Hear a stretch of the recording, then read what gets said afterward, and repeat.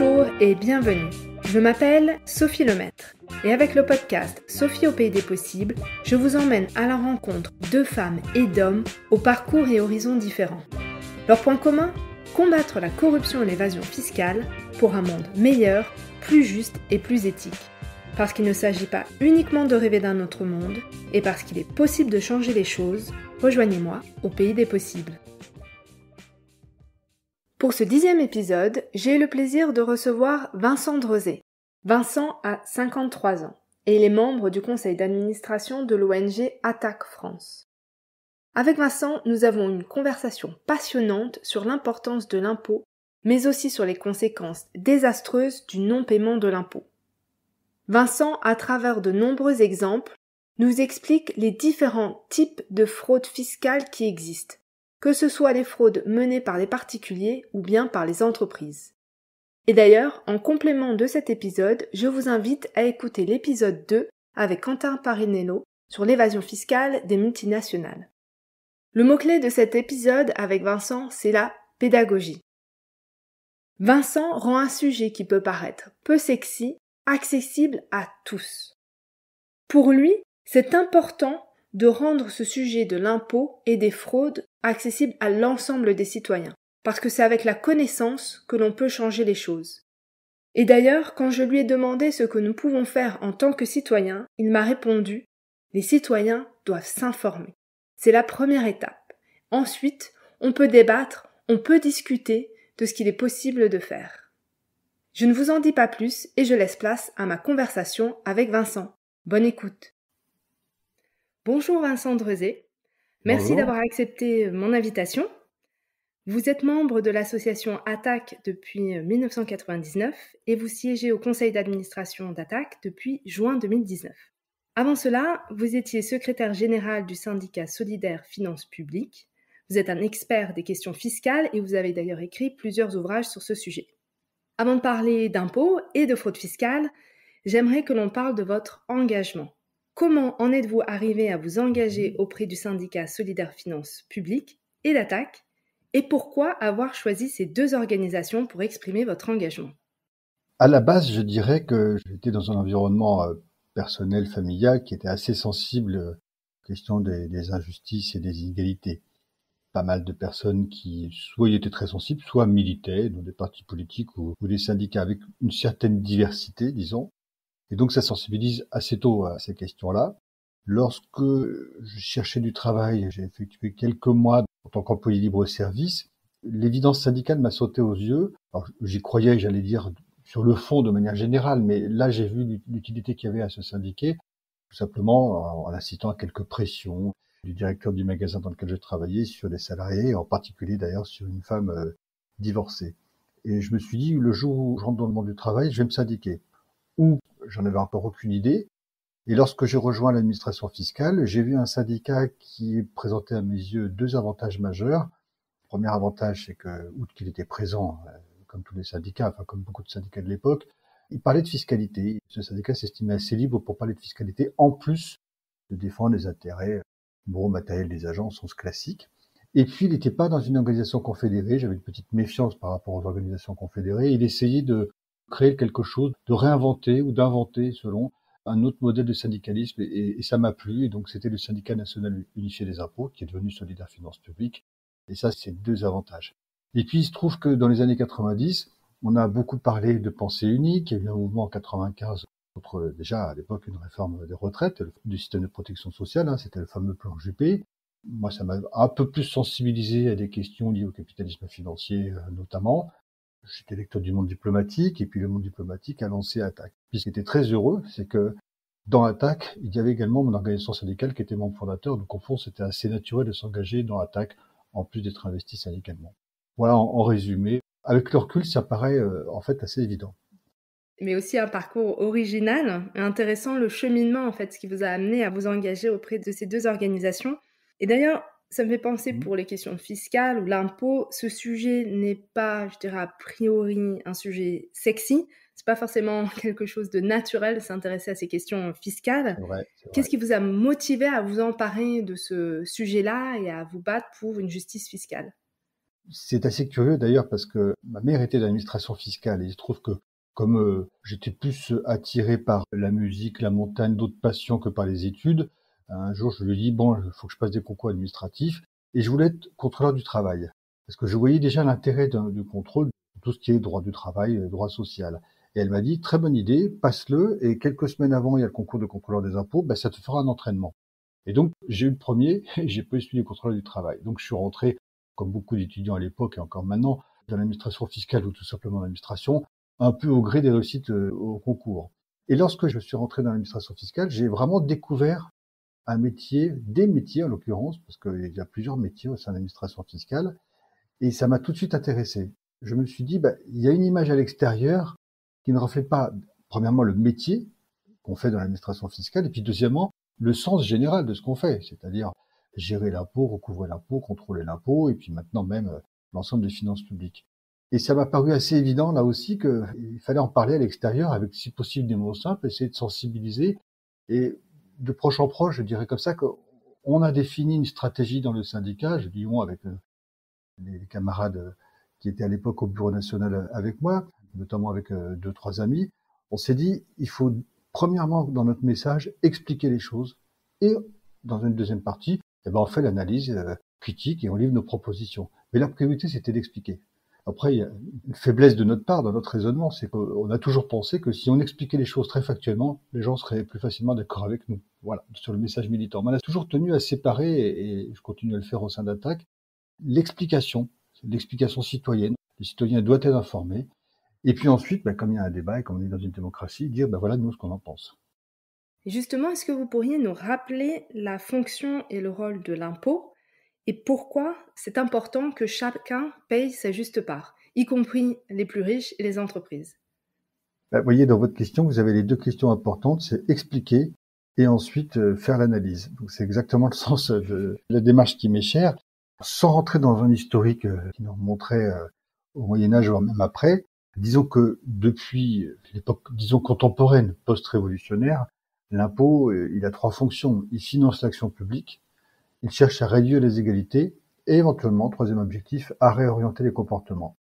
Ça, ce sont les principes de base, avec des textes fondateurs comme l'article 13 de la Déclaration des droits de l'homme et du citoyen, l'article 14 sur le consentement. Aujourd'hui, ce qu'on voit, c'est qu'il y a eu des dérives liées notamment depuis maintenant une bonne quarantaine d'années à ce qu'on appelle l'idéologie néolibérale, qui continue à promouvoir l'individualisme, le repli de l'État, le repli des mécanismes collectifs, le repli des solidarités, pour promouvoir des mécanismes d'ordre privé. Faut pas oublier que Thatcher il disait il n'y a pas de société, il y a que des individus. L'impôt sert à mettre au pot commun pour que tout le monde bénéficie du service public et de la protection sociale. Et s'il est progressif, ça permet de réduire aussi les inégalités de revenus et de patrimoine. Et c'est absolument fondamental quand on parle de pacte social, de contrat social, de modèle social, quelle que soit l'appellation. C'est absolument fondamental. Et donc, pour que cette cohésion, ce pacte social tienne, il faut qu'il soit, et ce sont les termes de l'article 13 de la Déclaration des droits de l'homme et du citoyen d'août 1789, il faut qu'il soit réparti en raison des facultés contributives. Et donc chacun doit payer sa juste part, tout simplement. Alors ça, ce sont les principes, mais il y a maintenant aussi, on le sait, des intérêts pas simplement sociaux, d'ordre symbolique, même s'ils sont très forts, et d'ordre démocratique, puisque le consentement à l'impôt, c'est quand même le lien entre le citoyen et la société dans une démocratie, mais il y a aussi un intérêt économique à ça. Si l'impôt n'est pas progressif, alors, et on le voit depuis quelques années, les inégalités vont repartir à la hausse, une classe de rentiers va se reconstituer, et on sait qu'économiquement, la rente, c'est pas bon. Typiquement, c'est aussi en creusant ces questions-là qu'on n'arrive pas simplement à sortir quelques grandes idées, certes généreuses, mais qui pourraient être jugées hors sol, mais à les raccrocher à la réalité économique et sociale du pays. Et dans la période, il y a aussi un autre défi, c'est les questions d'environnement, qu'il faut également lier à ces questions. Oui, pour organiser la transition énergétique, il faudra une action publique qui soit bien financée. Donc ça nécessite des impôts, et si possible des impôts bien répartis, et on retombe sur les principes fondamentaux. Et est-ce que vous pourriez aussi nous parler de l'impact que cela peut avoir sur nos sociétés si on ne paye pas l'impôt, ou sa juste part de l'impôt? Il y a plusieurs impacts si on ne paye pas la juste part d'impôt. D'abord, il y a un manque de recettes publiques. Et le manque de recettes publiques, ça veut dire que les budgets publics ne peuvent pas financer, à hauteur de ce qu'ils devraient, notamment les services publics. Quand on regarde aujourd'hui l'action des services publics et de la protection sociale, parce qu'on peut parler des recettes fiscales et sociales de manière générale, c'est quand même assez frappant de voir que tout le monde peut bénéficie de la protection sociale, tout le monde peut bénéficie des services publics, avec là aussi des principes d'égalité d'accès, d'égalité de traitement. Donc, si la protection sociale et les services publics ne sont pas bien financés, ça veut dire aussi des inégalités dans le traitement des citoyens ou une prise en charge des besoins sociaux qui n'est pas à la hauteur précisément des besoins. Ça, c'est le premier impact. Le deuxième impact, c'est que si on ne paye pas sa juste part d'impôt parce que le système fiscal est injuste ou parce qu'il est fraudé, ou les deux, et malheureusement on a les deux, ça veut dire qu'il y a des agents économiques plus avantagés que d'autres. Et il y a deux conséquences à ça, c'est que lorsque vous avez une entreprise qui paye son impôt rubis sur l'ongle et que sa concurrente ne le paye pas, soit parce qu'elle optimise, soit parce qu'elle fraude, eh bien il y en a une qui est artificiellement avantagée par rapport à l'autre, et la plus vertueuse est désavantagée. De même manière, au niveau des particuliers, ceux qui optimisent et ou qui fraudent voient leur taux d'imposition diminuer, et donc s'accaparent une part de la richesse qu'ils ne devraient pas. Et ça alimente les inégalités. Il y a toujours des conséquences concrètes à ne pas payer sa juste part d'impôt.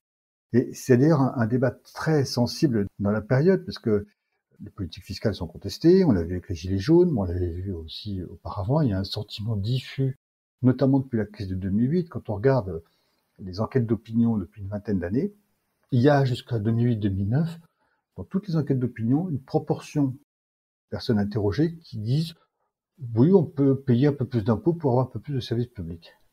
Mais il y a une dégradation des services publics, dégradation de la politique fiscale qui était jugée de moins en moins juste, et il y a eu une crise en 2007-2008 avec des effets en termes de politique de rigueur et d'austérité. Et c'est à ce moment-là, après cette crise-là, que les personnes interrogées sont plutôt majoritaires à dire, bon écoutez, non, tant pis si on n'a plus beaucoup de services publics, autant payer moins d'impôts. Une des raisons, c'est qu'ils ont vu les services publics disparaître, des écoles, des postes, et que sais-je. Donc ils se sont dit, mais pourquoi on paye? Pourquoi on paye autant en tout cas? Et donc ils ont été sensibilisés à la fois aux conséquences des politiques d'austérité et de rigueur budgétaire, aux questions d'injustice sociale, et ça s'est vu avec les Gilets jaunes, et ça a donné lieu à une forme d'incompréhension, de défiance, parfois de rejet. Quand on rejette l'impôt dans une société, c'est qu'il y a quelque chose qui ne va pas, et c'est aussi un des éléments de la crise institutionnelle, de la crise démocratique, de la crise politique. Donc voilà, il y a un certain nombre de ressorts qu'on mesure mal, que le débat public malheureusement ne traite pas assez, mais qui sont absolument fondamentaux. C'est pas simplement payer sa juste part d'impôt, c'est pas simplement une nécessité généreuse ou moins savoir. Il y a des vrais impacts si on ne le fait pas.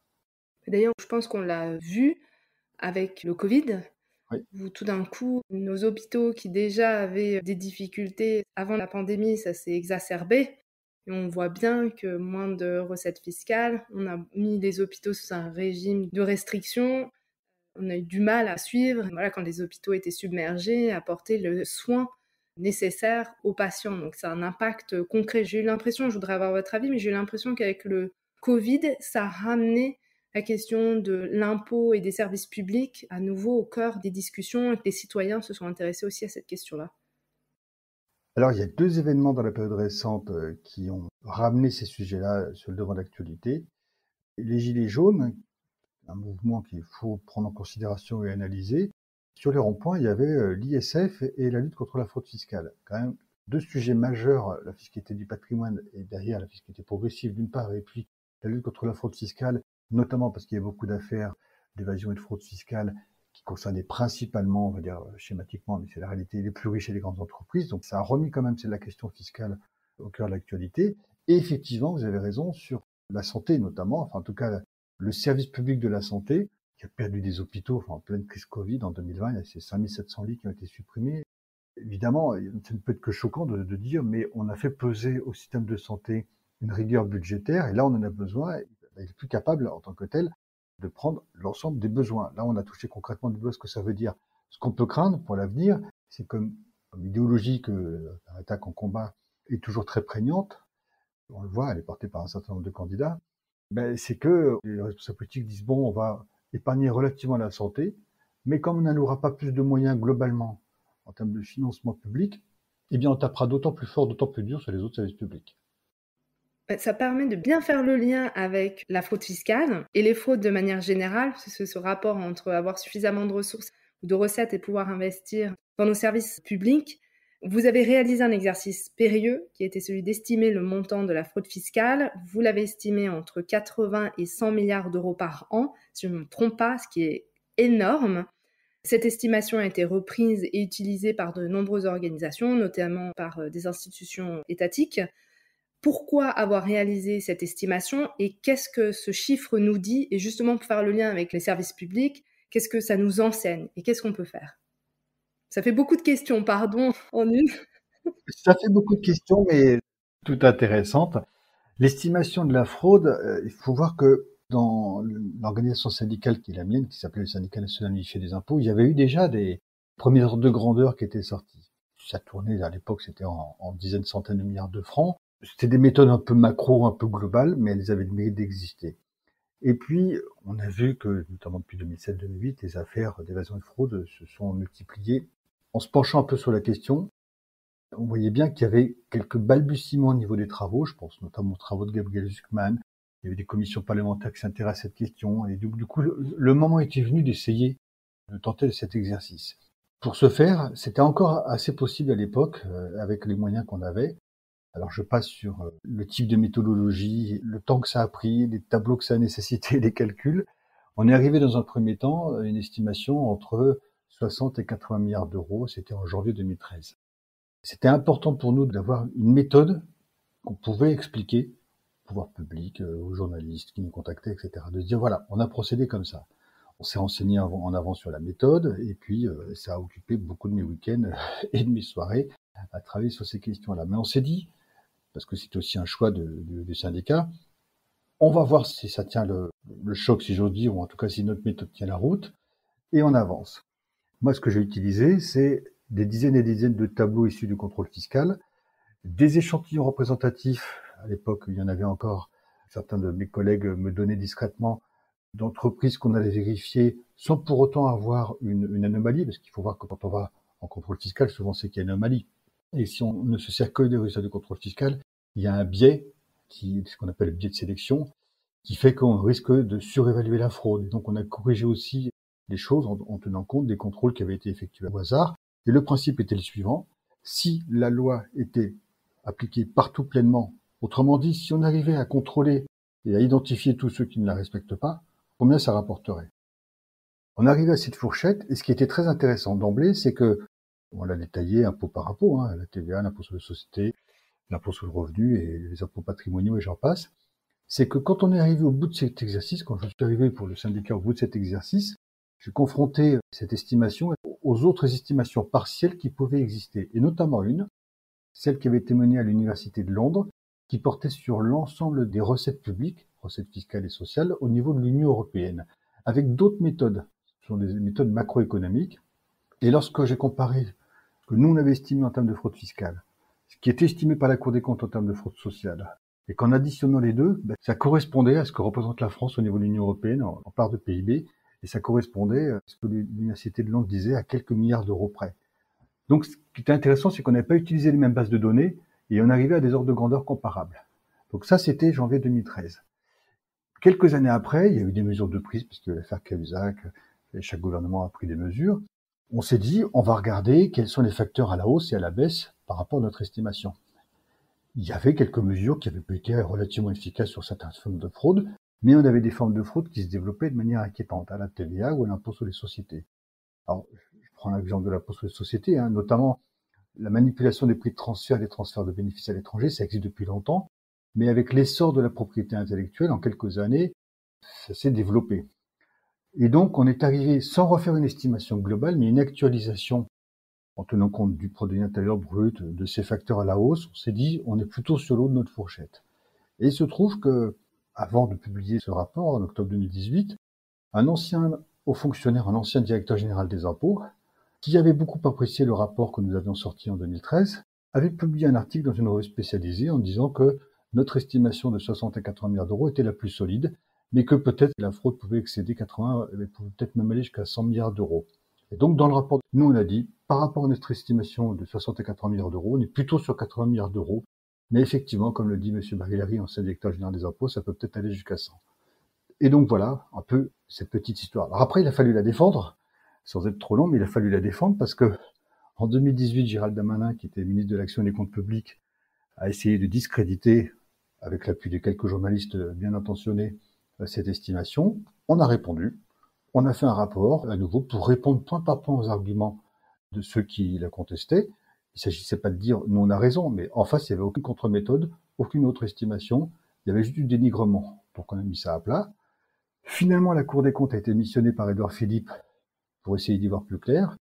Et la Cour des comptes a sorti un très bon travail en décembre 2019, dans lequel, notamment, elle estime la fraude à la TVA, qu'elle estime aux environs de 15 milliards d'euros. C'était le bas de notre fourchette pour la TVA. Donc, ce rapport a finalement crédibilisé notre travail. Ce qui fait qu'aujourd'hui encore, il n'y a pas eu d'autre travail sur l'ensemble des recettes fiscales en matière d'estimation et d'évaluation de la fraude fiscale. Et c'est encore ce chiffre qui demeure. Et je conclurai juste, j'ai eu des hauts fonctionnaires, tant de la Cour des comptes que de Bercy, qui en off dans les couloirs, qui l'auraient jamais écrit, m'ont dit de toute façon, c'est exactement le bon ordre de grandeur. 80 milliards d'euros, c'est le bon ordre de grandeur. Et est-ce que cette estimation, d'apporter ces chiffres, ça a permis de changer les choses, de mettre en place des actions, de renforcer la lutte contre la fraude? Est-ce que vous avez vu une évolution depuis 2013? Alors, il faut savoir que quand on a sorti l'estimation de 60 à 80 milliards d'euros, nous avons publié le rapport en janvier 2013. Moi, les travaux que j'avais menés sur l'estimation, je les avais faits pendant le deuxième semestre 2012 sur des données de 2011. Ce que je veux dire par là, c'est qu'on ne savait pas, par exemple, qu'il allait y avoir l'affaire Cahuzac. Et en avril 2014, Jérôme Cahuzac démissionne, c'est un scandale pas possible, et puis on annonce des mesures. Et ce qui est intéressant aussi de savoir, c'est que le gouvernement de l'époque, comme celui de Nicolas Sarkozy, comme celui d'Emmanuel Macron, ces gouvernements ont toujours pris des mesures en réaction aux affaires, jamais en anticipation. Et pourtant, ils étaient informés que la fraude se développait. Il faut le dire au passage, parce que ça dénote quand même, ça dit beaucoup, on va dire ça comme ça. Donc il y a eu des mesures, certaines, on en a fait le bilan en 2017, il y avait des mesures intéressantes, d'autres qui l'étaient pas, d'autres qui se sont révélées décevantes. On essaie de dresser un bilan aussi objectif. Il ne s'agit pas de dire toujours « Ah, mais ça c'est pas bien, ça c'est pas bien », comme d'autres disent « De toute façon, tout est bien, tout est bien ». On pense qu'il y a certaines formes de fraude qui se sont freinées. Un, parce que le numérique l'a permis. Deux, parce qu'il y a des fraudes un peu plus faciles à identifier. Mais je dirais que le grand acquis de notre estimation, c'est d'avoir mis dans le débat public un chiffre que tout le monde peut imaginer, enfin on imagine que tout le monde peut le comprendre d'emblée, 80 milliards d'euros, oh, c'est beaucoup. Et donc c'est un message simple, attention, la fraude est importante. Parce que ça a contribué à changer l'image de la fraude, parce que derrière on expliquait aussi qui fraudait, comment, etc. Et que c'était pas le petit déménageur du coin qui se faisait des billets le week-end sans les déclarer, c'était pas ça, parce qu'il y avait encore cette image de la fraude plutôt sympa, c'est du système il y avait un peu ça quand même pendant très longtemps en France. Ça a changé, ça a contribué à changer l'image, parce que non seulement il y avait le message, mais derrière il y avait aussi le profil des fraudes et des fraudeurs, et les conséquences, etc. Donc je dirais que le principal acquis, il a été dans le débat citoyen plus que dans les mesures, même si on sait qu'on a pu freiner un certain nombre de choses et qu'on a pu, avec ce chiffre-là, appuyer celles et ceux, parmi notamment les parlementaires, qui étaient plus volontaristes que d'autres. Pour un exemple, en 2010, il y a eu une création d'une police fiscale. C'était une bonne idée, logée au ministère de l'Intérieur. En 2010, on n'avait pas encore sorti notre estimation, on était très présent sur le terrain de la presse sur la question de la fraude fiscale. On était reçus au Parlement, ces auditions se sont multipliées, ça a pu permettre aussi quelques idées. Parfois sur telle ou telle mesure, on sait que des parlementaires qui se sentaient un peu seuls ont pu nous utiliser utilement en disant oui, mais regardez, même le syndicat solidaire finance publique le veut. Bon, mais je pense qu'on a plus limité les dégâts, et malheureusement il y en a quand même eu, qu'autre chose. Donc du coup, il reste toujours quand même le deuxième pas. Le pas, c'est de passer à de réelles mesures en termes de coopération, en termes de renforcement des moyens, et de ce point de vue-là, on est encore loin du compte. On reviendra après sur ce que les candidats à la présidentielle proposent sur ces questions, mais avant de parler de ça, je voudrais savoir si vous pourriez nous présenter les types de fraudes qu'on voit le plus souvent, que vous avez notés. Fraude fiscale, ça reste assez vague, mais de savoir un peu plus précisément de quel type de fraude on parle, ça rendra les choses plus concrètes. Alors, on peut prendre sur les principaux impôts, en impôt sur le revenu, la principale fraude, c'est de ne pas déclarer tous ses revenus. Alors, une fois qu'on a dit ça, quand on est salarié retraité, on voit bien qu'on peut difficilement frauder parce que l'entreprise, l'employeur, la caisse de retraite déclare à l'administration fiscale à tel point, c'est que l'administration fiscale remplit la déclaration. Par contre, il y a des revenus fonciers, par exemple, parce que vous avez déclaré à l'impôt sur le revenu, on sait qu'il y a encore de la fraude sur les revenus fonciers. Vous avez des fraudes en matière d'impôt sur le revenu aussi, qui sont un peu plus sophistiquées, c'est-à-dire que des personnes qui ont une surface financière internationale, on va le dire comme ça, qui détiennent elles-mêmes des sociétés à l'étranger, pour peu que ça soit dans un paradis fiscal, elles se versent des revenus dans ce paradis fiscal qu'elles ne déclarent pas forcément en France, voilà, typiquement. Donc on a déjà, rien que sur l'impôt sur le revenu, au travers de 2-3 exemples, une échelle entre la fraude simple et de proximité, je dirais, compris une profession libérale qui ne déclare pas tous les revenus qu'elle encaisse, et puis une fraude un peu plus sophistiquée. En matière de TVA, on a des fraudes assez diverses et très préoccupantes. Il faut savoir que la Commission européenne, tous les ans, publie une estimation de la fraude à la TVA qui est particulièrement préoccupante. En clair, la France perd environ 12% en fraude du montant de la TVA qu'elle encaisse par ailleurs. C'est colossal puisque la TVA, c'est le premier impôt en France. Alors vous avez des entreprises qui ne déclarent pas la TVA ou qui la déclarent, qui la payent pas. Il y a une fraude au recouvrement aussi, des gens qui organisent leur insolvabilité, qui se mettent en liquidation judiciaire, y compris de manière préparée. Je vais vous citer un exemple. Une société qui a des locaux, du matériel, des salariés, et qui cède ses locaux, et donc qui se dépouille d'une partie de son actif, qui cède ses locaux à quelqu'un qui est complice, à qui elle va louer, donc payer un loyer. Typiquement, elle va s'appauvrir, elle va se mettre en liquidation judiciaire, ce qui fait qu'on ne récupérera pas la TVA qu'elle a encaissée, mais qu'elle n'a pas reversée. On a aussi la fraude à la TVA intracommunautaire avec un réseau de complicité. C'est vraiment une faille de la législation communautaire qui a été exploitée et qui pèse très lourd, probablement aux environs de 7 à 8 milliards d'euros pour la seule France. En matière d'impôt sur les sociétés, vous retrouvez des schémas classiques, des charges déduites à tort, parfois des charges fictives. On a rencontré par exemple quelques entités liées, des PME, qui se facturaient des prestations de services. Elles déduisaient ça de leurs bénéfices imposables, sauf que ces prestations étaient fictives. Vous pouvez aussi avoir, de manière un peu plus sophistiquée, l'affaire McKinsey l'a encore montré, une manipulation des prix de transfert. Concrètement, une multinationale a une entité en France, une entité dans un paradis fiscal, et bien l'entité dans un paradis fiscal va facturer des prestations de services à l'entité établie en France de manière excessive, ce qui fait que ça va diminuer, puisque pour l'entité française, c'est une charge qui est déductible du bénéfice imposable, eh bien, elle va se retrouver sans bénéfice et inversement dans le paradis fiscal, puisque l'entité aura facturé, ça sera un revenu, donc ça va alimenter un bénéfice. Et au niveau du groupe, évidemment, c'est une économie d'impôt frauduleuse. Donc, vous voyez, là, on peut avoir aussi une fraude, entre guillemets, de proximité ou internationale. Puis, pour finir, sur les impôts patrimoniaux, la fraude la plus courante, c'est la sous-évaluation du bien en matière, d'ISF quand ça existait, d'impôt sur la fortune immobilière, mais aussi de succession. Quand vous voyez sur Paris, où maintenant il n'y a pratiquement plus aucun bien à moins de 10 000 euros le mètre carré, et souvent plus, un bien qui est estimé à 7-8 000, vous pouvez vous dire qu'il y a une sous-estimation. Et qui dit sous-estimation, ça veut dire que du coup, l'impôt qui rentre, eh bien, il est inférieur à ce qui était prévu.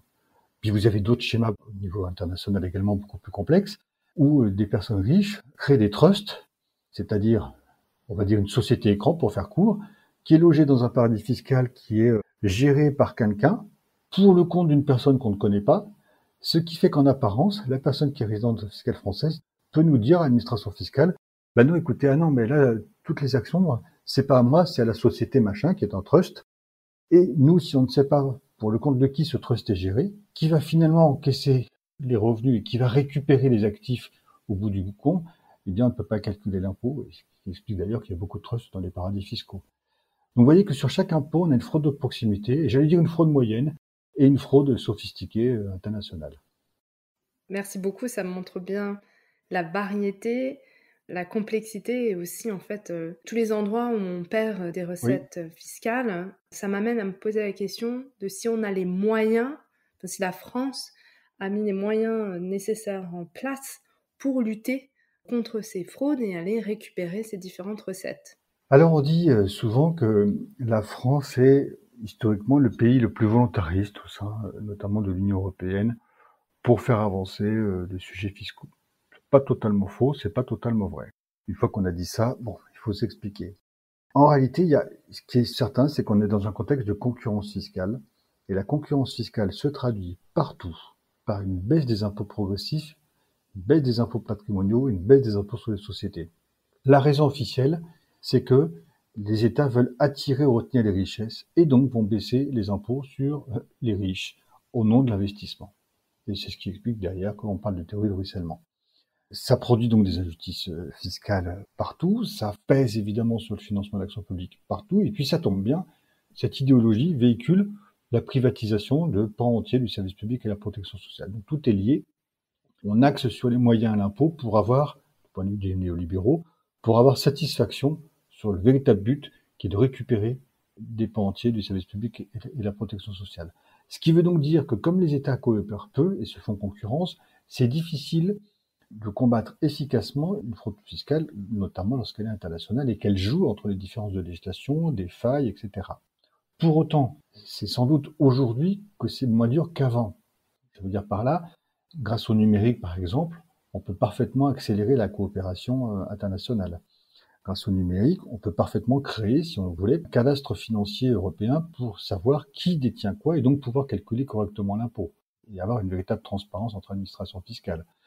De la même manière, on peut, comme les marchés boursiers sont interconnectés grâce au numérique, on pourrait avoir une taxe sur les transactions financières qui viendrait réguler et réduire la spéculation. Bref, il y a des outils aujourd'hui qui montrent que c'est possible. Et puis, il y a eu des travaux, y compris au sein de l'OCDE. L'OCDE, c'est pas un club de gauchistes, mais il y a eu des travaux très intéressants dans le plan contre l'érosion des bases imposables, ce qu'on appelle le plan BEPS, dont le principe convient tout à fait à l'attaque. Il faut imposer la richesse là où elle est créée.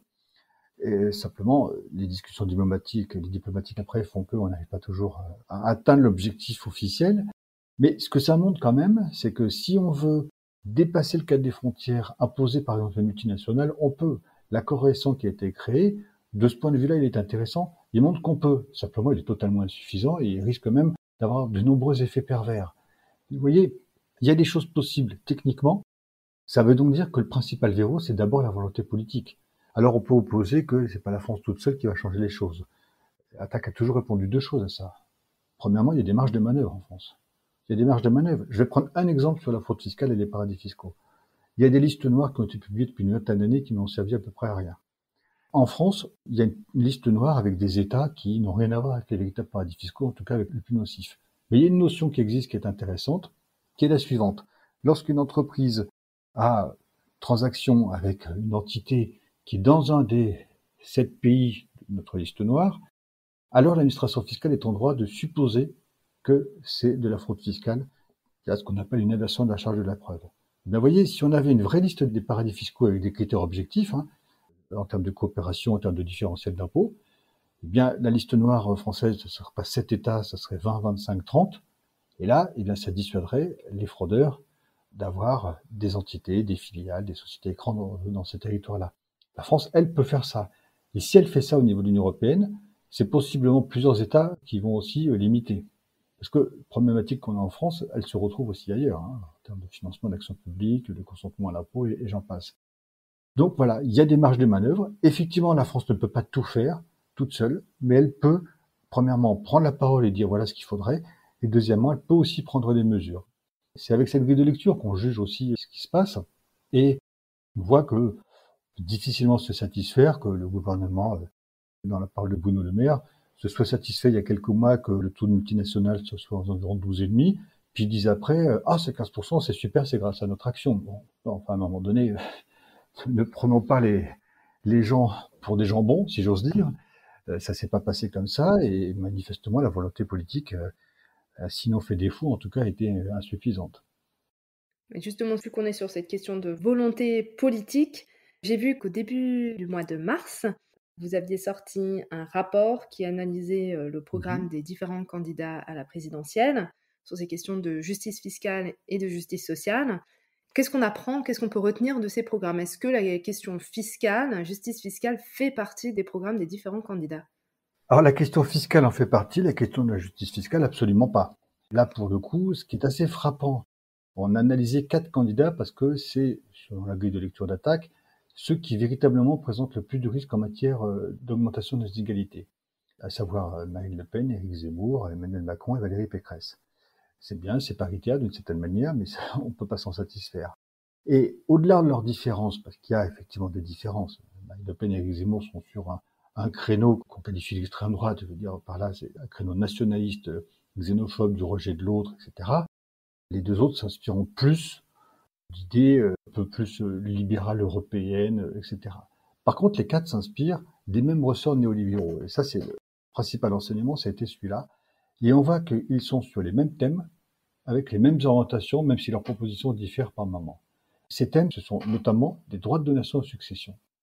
C'est un point important parce que ça renvoie ce débat sur faut-il augmenter ou baisser les droits de donation aux successions, ça renvoie à beaucoup de choses, y compris historiques. Quand on voit ce qui se passe au XIXe siècle sur l'élaboration d'une fiscalité contemporaine et des impôts progressifs, les conservateurs de l'époque ont toujours combattu avec la dernière des véhémences les impôts progressifs pour des arguments qui sont les suivants. Ça va appauvrir la France parce que les gens vont partir et ça va être trop intrusif. Or, ce sont deux arguments qu'on a fréquemment entendus à propos de l'ISF, qu'on entend également parfois au niveau du contrôle fiscal. Et finalement, il peut tirer le fil que les conservateurs du XIXe siècle se sont rebaptisés néolibéraux, mais ont les mêmes ressorts idéologiques. Comme ils ont détesté les impôts progressifs, comme l'impôt sur le revenu est quand même bien affaibli, qu'il n'y a plus d'ISF, même s'il y a un petit impôt sur la fortune immobilière, l'ennemi est devenu les droits de donation aux successions. L'ennemi, ça reste l'impôt progressif, ça reste l'impôt direct, ça reste l'impôt sur le patrimoine, notamment pour eux. Et donc, ils se sont focalisés, se sont jetés là-dessus, avec des arguments totalement fallacieux, pour le coup éloignés des réalités mathématiques et statistiques. On a entendu Emmanuel Macron dire qu'il faut favoriser la transmission populaire en omettant de préciser que la quasi-totalité des donations sont pour de faibles montants et ne donnent pas lieu au paiement d'impôts, et en omettant de préciser que 85% des successions ne sont pas imposées.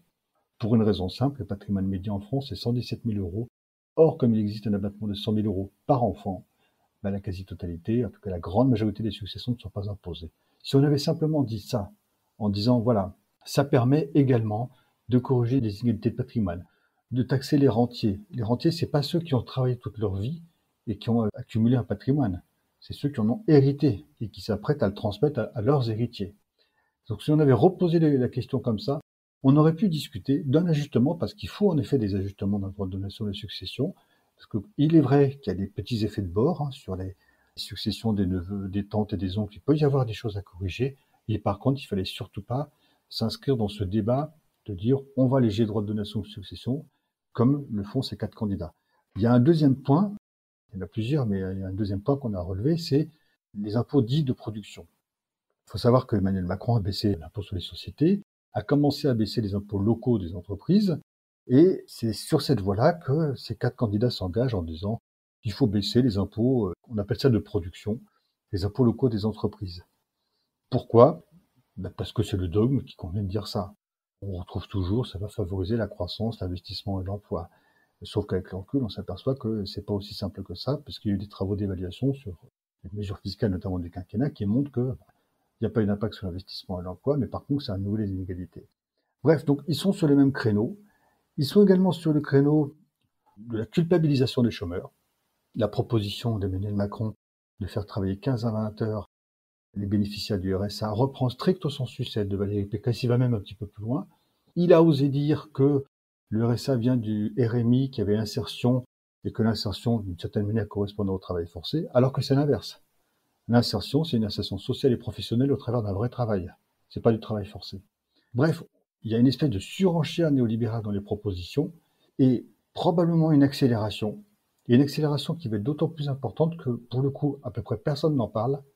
Mais ce qui va se passer, c'est qu'il risque d'y avoir une vraie politique d'austérité. Une vraie politique d'austérité qui a d'ailleurs été préparée par Emmanuel Macron, puisqu'il a, en 2021, transmis un programme de réforme à la Commission européenne qui vise à réduire très rapidement, dès 2027, le niveau de la dette publique, malgré ce qui s'est passé notamment avec la crise sanitaire.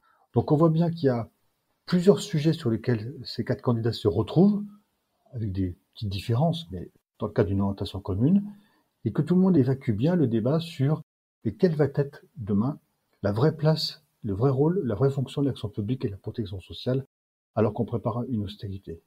Voilà, il y a un débat qui choque et il y a un débat caché. Merci beaucoup, c'est hyper intéressant. Vraiment, toute cette partie sur la succession, ça permet de recadrer, parce que j'avais lu un certain nombre de choses sur le sujet et on lit beaucoup de choses, mais là, c'est très clair, parce que ça paraît être un sujet extrêmement technique, on peut s'y perdre. Donc là, j'ai tout compris. D'accord. Merci beaucoup. Merci. Je voulais savoir, parce que là, vous avez analysé dans ce rapport 4 programmes, plutôt à droite. Qu'en Oui. est-il des partis qui sont à gauche? Est-ce que ces questions de justice fiscale sont intégrées dans leur programme? Oui, à des degrés divers. Il est vrai qu'historiquement, quand on parle de justice fiscale, c'est plutôt les partis de gauche qui s'en réclament. De temps en temps, on a des confiscations de la part des pouvoirs de droite, pour faire schématique. On a regardé, alors, il y a une forte affaire déjà avec ce qu'on appelle les 4 candidats des égalités. On a regardé un certain nombre de propositions, alors, Fabien Roussel, Jean-Luc Mélenchon, Yannick Jadot, Anne Hidalgo, notamment. Ce ne sont pas les seuls candidats à gauche, mais on les a regardés.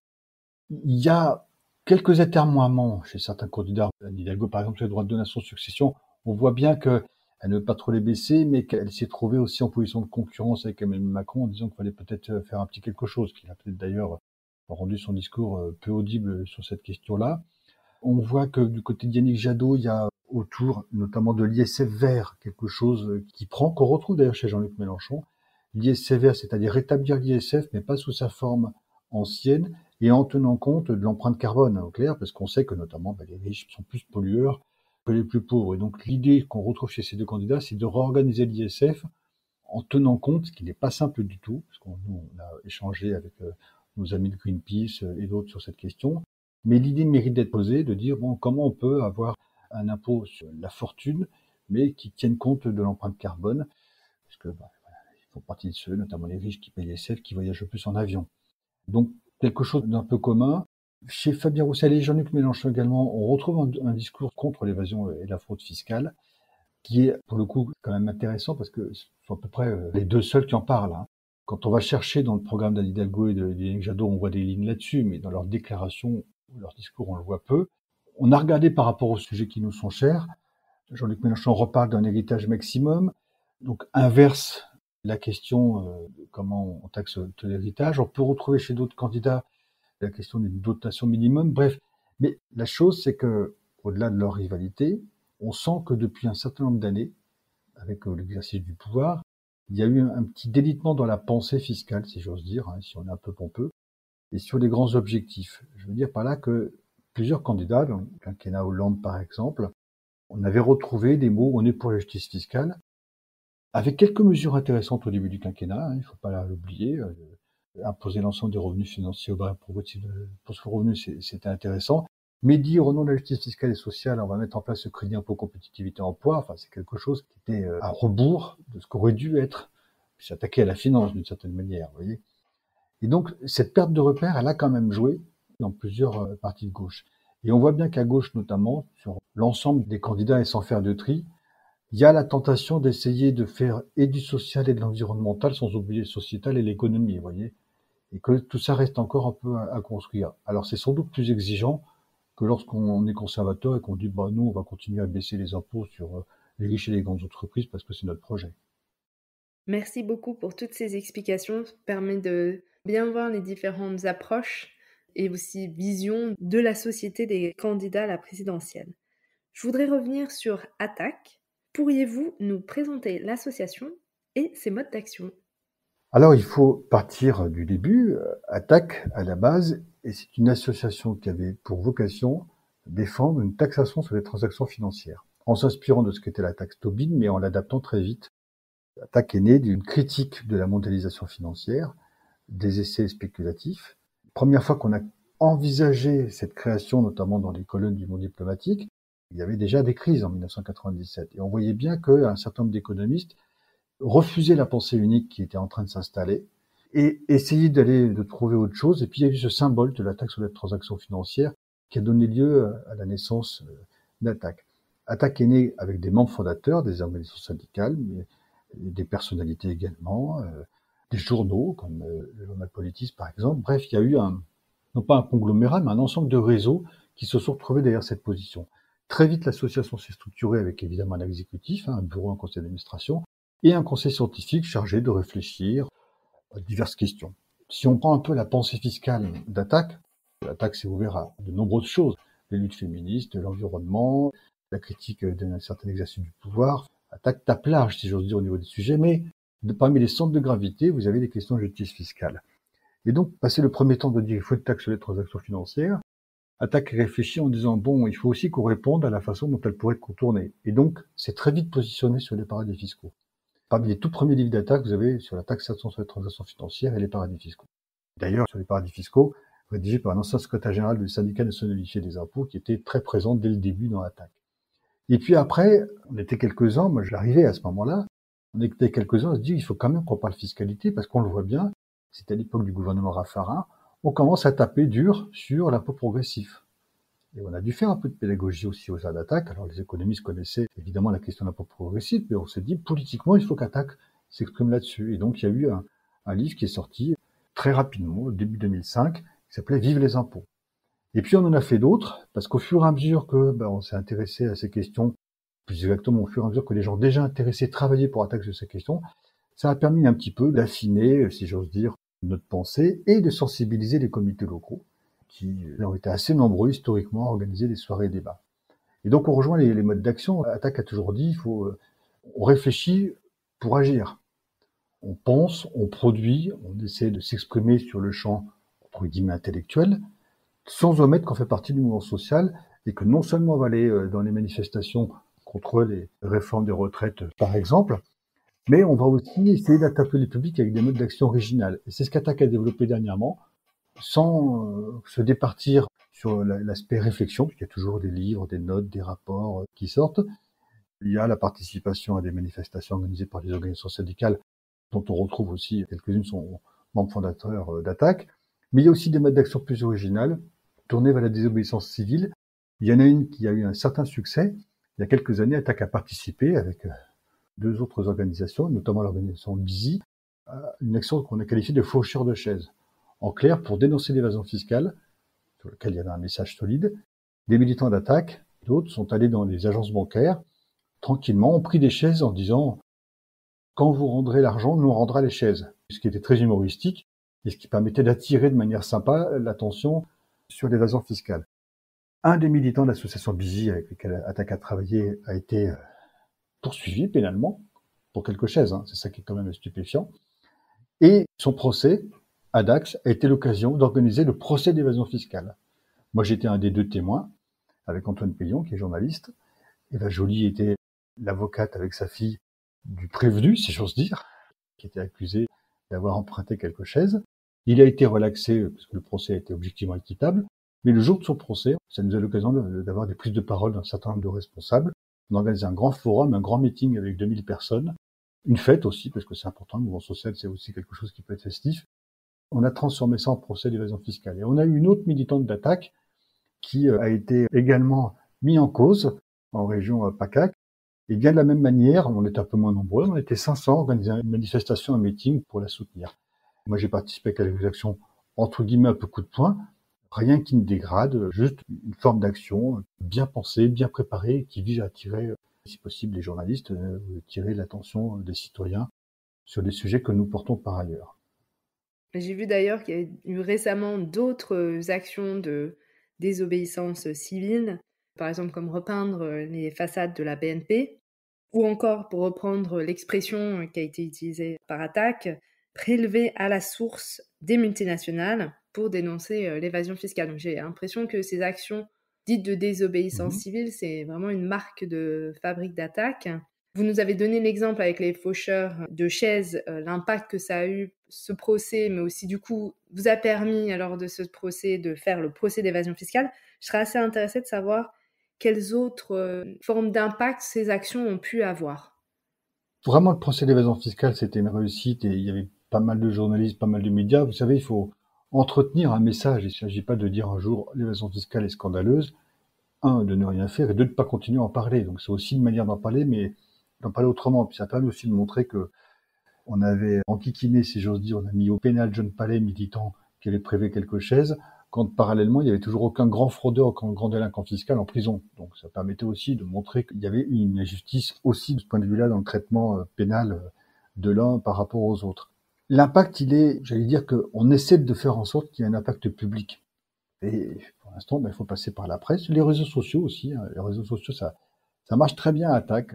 Les militants de tous les âges sont connectés et du coup sont en lien. Ça marche bien.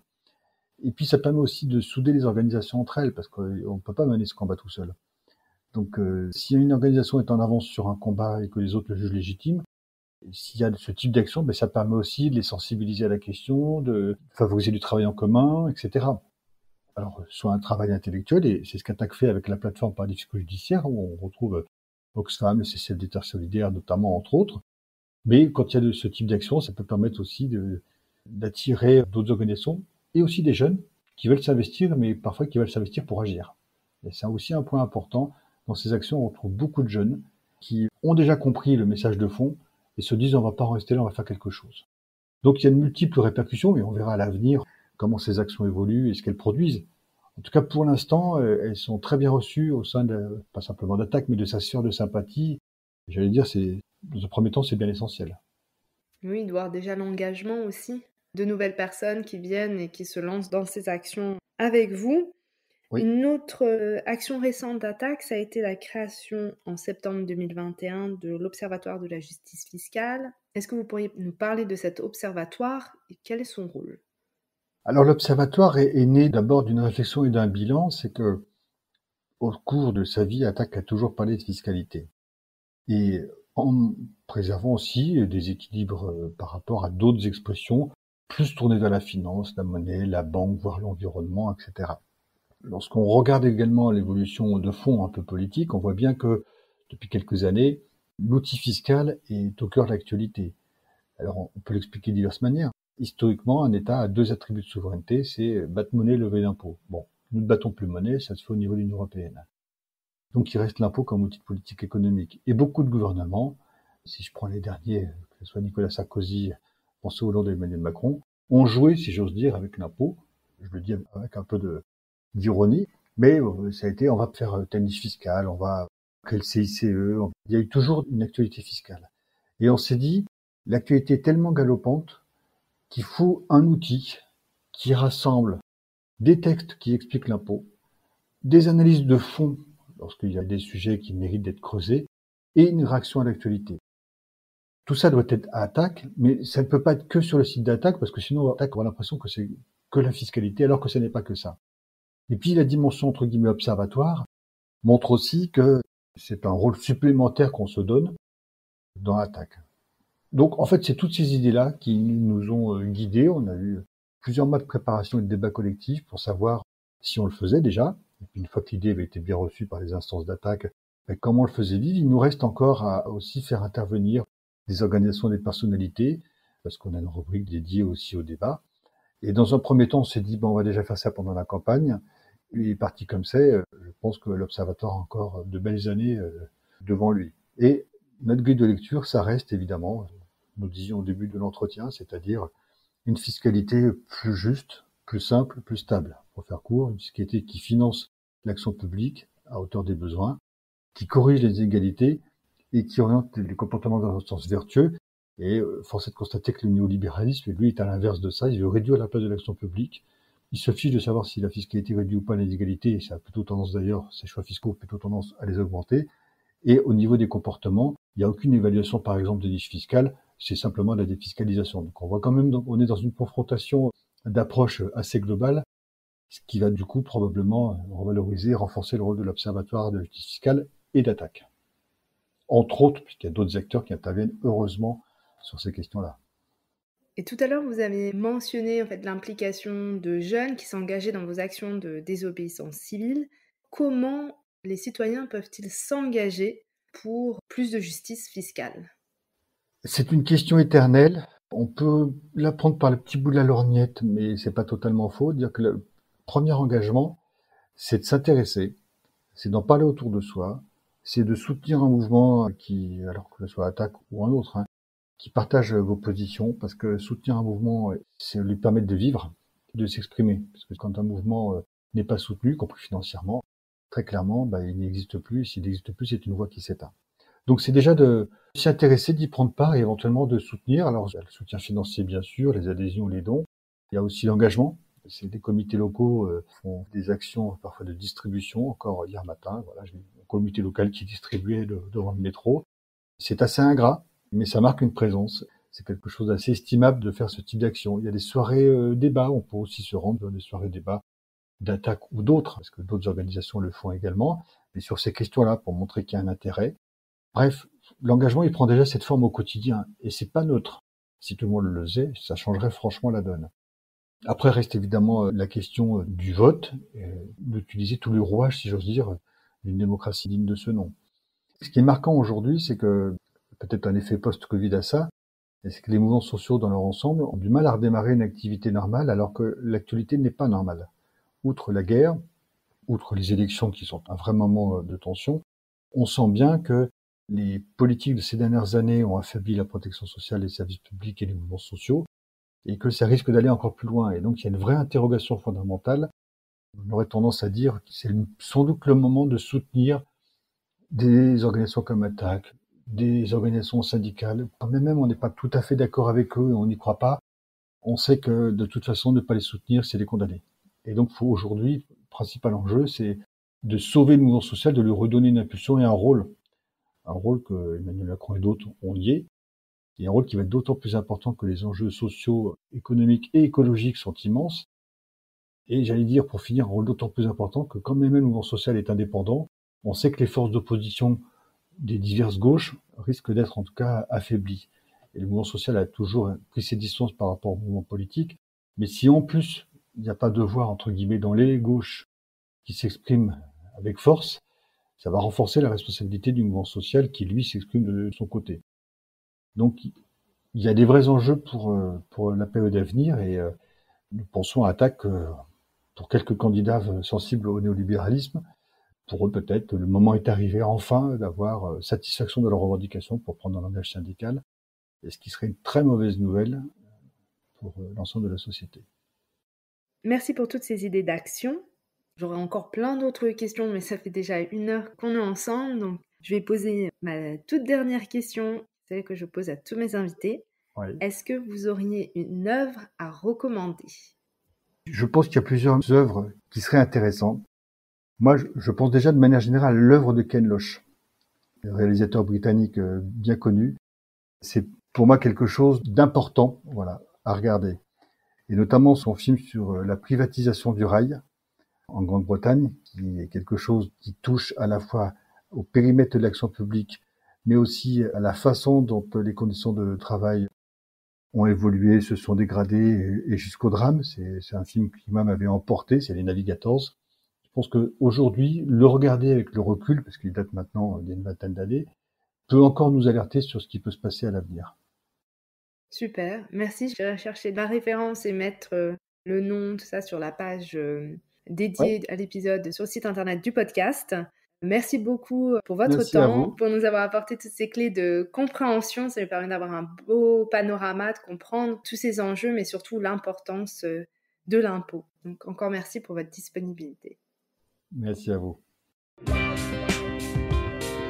Merci d'avoir écouté l'épisode jusqu'au bout. Toutes les références et plus sont à retrouver sur le site internet du podcast sophieaupaysdespossibles.com. Si vous ne l'avez pas encore fait, abonnez-vous au podcast et surtout partagez-le avec vos amis, votre famille, vos collègues. Et si vous pouviez me laisser un avis 5 étoiles, que ce soit sur Apple Podcast ou sur Spotify, cela permettra à d'autres de découvrir le podcast et de nous rejoindre au pays des possibles. Si vous souhaitez me contacter ou si vous voulez me suggérer des invités, n'hésitez pas, envoyez-moi un email, l'adresse est indiquée dans la description de l'épisode. Je vous dis à bientôt pour un nouvel épisode.